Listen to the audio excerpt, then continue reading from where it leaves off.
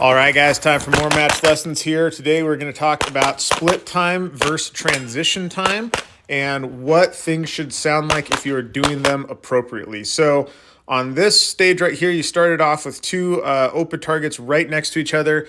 This is a spot where some people would say, well, you should shoot these in a cadence. Your split and your transition should sound the same.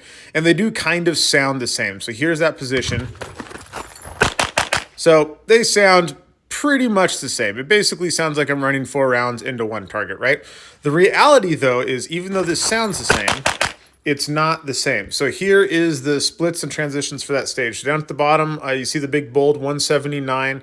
That is my movement to the first target.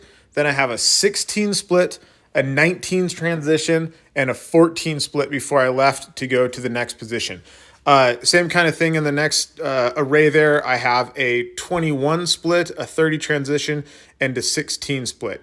Now, while I do think that cadence shooting can be a thing that can help some shooters who are having trouble transitioning really aggressively from target to target, I use it only as a training tool in those specific circumstances.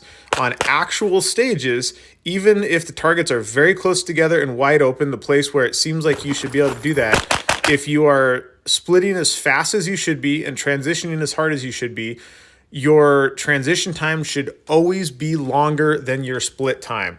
Now, there are circumstances where your transition time and split time might be the same. If you have long, hard shots followed by a transition to an easy target, something like that, you might actually have splits and transitions that are the same.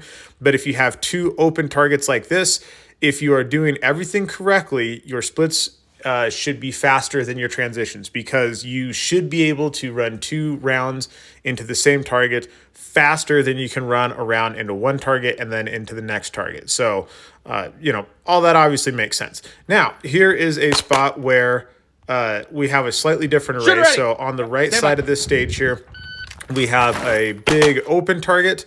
Then we have a tuxedo here, and then another open target here. So I want you to listen to the cadence that I shoot through here. So I got fast, slow, and then fast in the back there. Now, the other thing is the transition time. So the transition time from my first target to my second target is going to be relatively long because I'm transitioning from an open target to a partial target. So I need more confirmation on my sight picture in order to shoot that target. But then when I'm transitioning to the next open target, which is back in there, I can transition way harder because I can get away with a lot more. So these are my splits and transitions for that stage. So the 155, the big bold down in the left there, is my movement to that first target. Then I shot a 13 split. I shot a 51 transition moving off of that.